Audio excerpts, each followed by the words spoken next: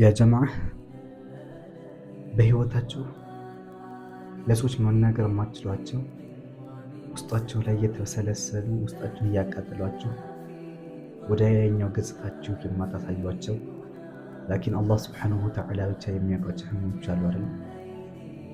እነዛን ህመሞች በምን ማጥፋት እንደምትችሉ ታውቃላችሁ? ይህን የአላህ ስብሓነሁ ወተዓላ ቃል አዳምጡት።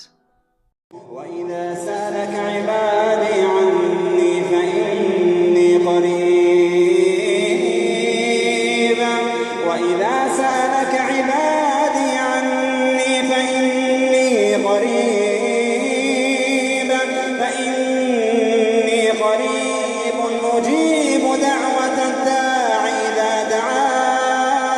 دعان وإذا سألك عبادي عني فإني